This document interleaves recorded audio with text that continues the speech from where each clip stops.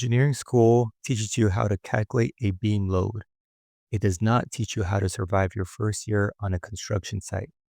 I've spent over 10 years in this industry, and today I'm giving you the 5 things nobody tells you in school about what construction really is.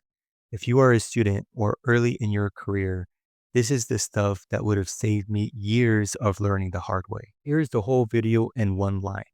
School teaches you the math. The field teaches the job. Everything I'm going to show you lives in that gap. So let's start with where I'm coming from. I've sat on every side of this table as a design engineer, inside a government agency, on the contractor side, and now running projects directly for owners. Every single stop taught me something my degree never did. Let's get into it. Number 5. In school, the drawing is the truth. You do the math, you get the grade. In the field, the drawing is just the starting point. Utilities aren't always where the plans say they are. Soil doesn't match the report. There's a structure that nobody's documented. Here's one for you. I once had a plan set show a clean, straight run for a utility line. No conflicts, no issues. We opened up the ground and hit an old abandoned line nobody had on record. That single surprise triggered an RFI, a redesign, and a 2-week hold on that section of the job. The drawing wasn't wrong on paper.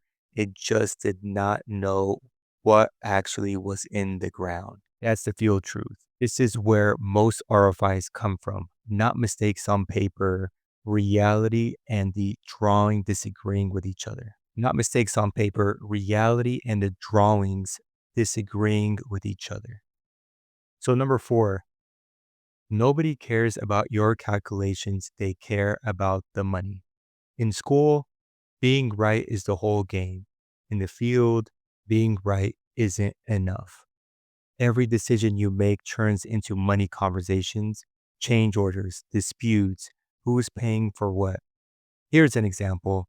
A contractor once submitted a change order for extra work, claiming the spec was unclear. Technically, they were right. The wording could read both ways, but being technically right didn't settle it.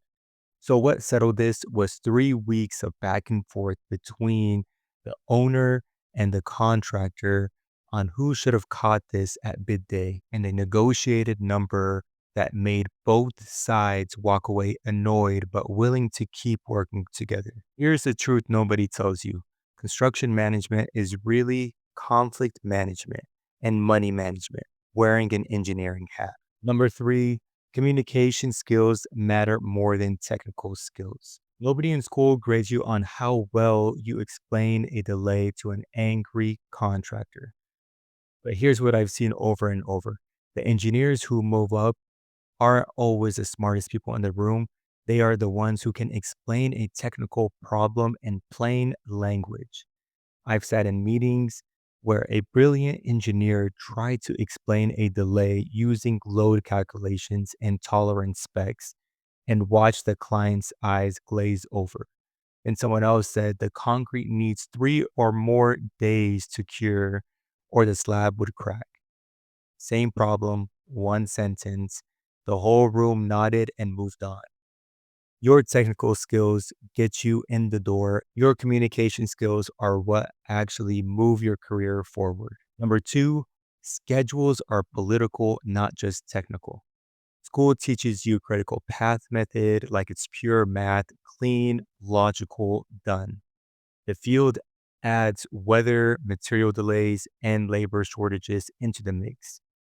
And suddenly, every delay is negotiation over who's responsible, not just a date to recalculate. Being a good construction manager means managing expectations just as much as managing dates. Number 1, you will spend more time on paperwork than on engineering. The one who catches almost every new engineer off guard.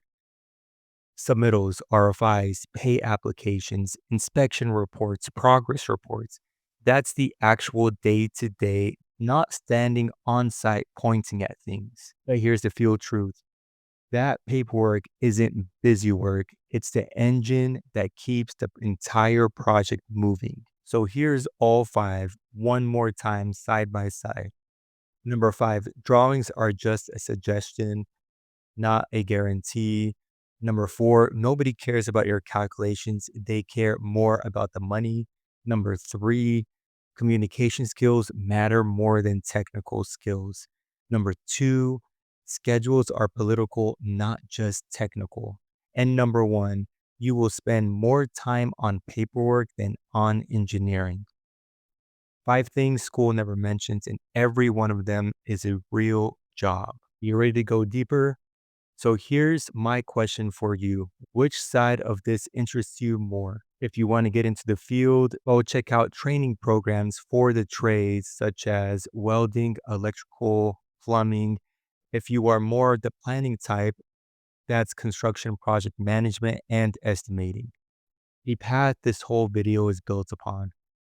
Either way, I've got a link in the description through CourseCareers where you can look at both options. I have friends that went through the program and they were able to get their foot in the door. If this gave you a real look at what this career actually is, hit subscribe. I break down what's actually happening in this industry. No corporate spin, just what I've seen firsthand from the ground up. I'll see you on the next one.